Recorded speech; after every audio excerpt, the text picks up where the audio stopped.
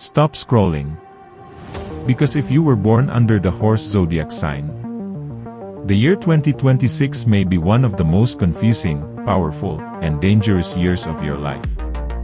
Hindi ito simpleng prediction. Ito ay babala. Sa Chinese astrology, 2026 officially begins on February 17. And it marks the arrival of the year of the fire horse. Sariling taon mo ito. Pero ayon sa ancient belief, ang sariling taon ay hindi palaging swerte. Minsan, ito pa ang pinakamagulo. Sa unang tingin, maganda ang balita. Para sa mga horse, ang 2026 ay taon ng career growth, professional momentum, at financial opportunity.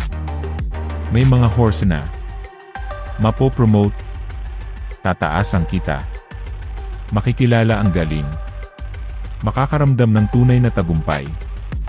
Pero ito ang hindi sinasabi ng karamihan. Habang umaangat ang career mo, may ibang bahagi ng buhay mo na pwedeng gumuho. Sa Chinese astrology, may isang makapangyarihang konsepto na tinatawag na Tai Sui. Ang Tai Sui ay itinuturing na deity of the year. Isang malakas na enerhiya na nagdidikta ng swerte at malas. At sa 2026, ang horse ay direktang nakikipag-clash sa Tai Sui. Ibig sabihin nito, kahit swerte ang takbo ng career mo, may volatility sa ibang aspeto ng buhay. At kapag hindi ka handa, dito pumapasok ang problema. Pag-usapan muna natin ang magandang balita. Career at tagumpay sa 2026.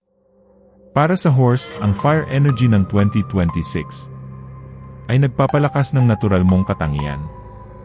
Ikaw ay mas assertive, mas visible, mas may leadership presence. Maraming horse ang makakaranas ng mas malaking responsibilidad, mas mataas na posisyon, mas maraming opportunity. Kung matagal kang naghintay ng break, 2026 could be that year. Pero tandaan mo ito. Sa Chinese belief, kapag sobrang bilis ng pag-angat, kailangan ng mas matibay na balanse. Dahil dito pumapasok ang kapalit. Ang tunay na pagsubok ng Fire Horse 2026. Ang pinakamalaking challenge ng horse ngayong taon ay hindi sa labas. Ito ay internal. Emotional instability. Inner conflict. Pagod na hindi maipaliwanag. Maraming horse ang makakaranas ng biglaang iritasyon, mood swings, pagdududa sa sarili, emotional burnout.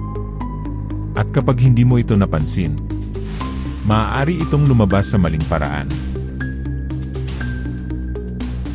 Relationships at personal life. Ito ang pinakasensitibong bahagi ng 2026 para sa horse. Dahil sa clash with Tai Sui, ang personal relationships ay pwedeng maapektuhan. Small misunderstandings can turn into big arguments. Tahimik na tampuhan pwedeng maging tuluyang paglayo. At para sa ilan, ang stress sa trabaho ay nadadala sa pamilya o partner. Ito ang dahilan kung bakit sinasabi ng Chinese astrology, ang 2026 ay hindi fully lucky year para sa horse. Sariling taon mo ito, pero hindi ibig sabihin na lahat ay pabor sa'yo.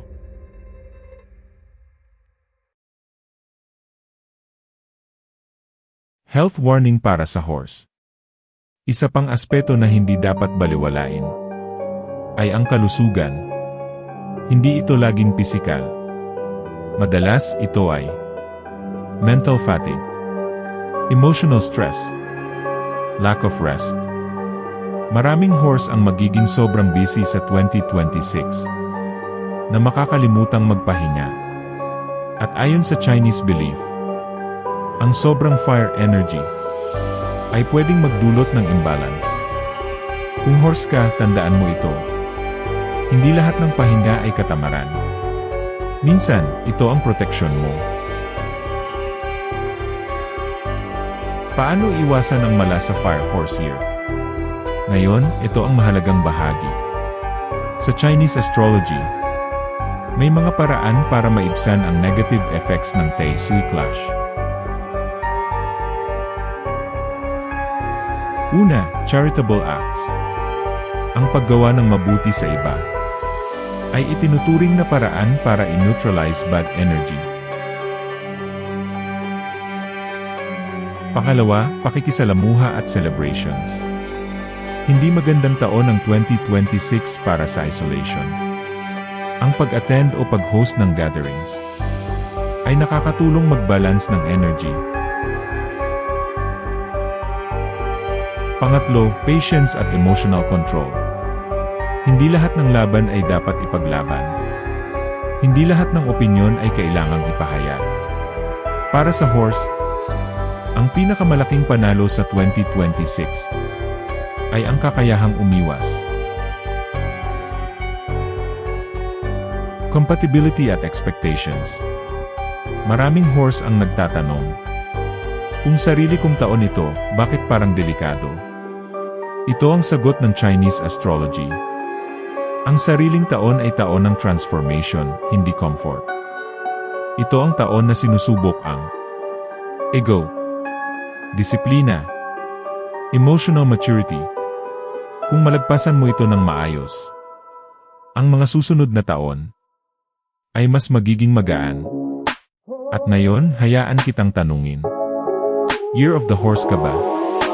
Kung oo, nararamdaman mo na ba ang pressure? O hindi ka naniniwala sa ganitong mga prediction? I-comment mo ang zodiac sign mo sa baba. Sabihin mo kung sang-ayon ka o hindi.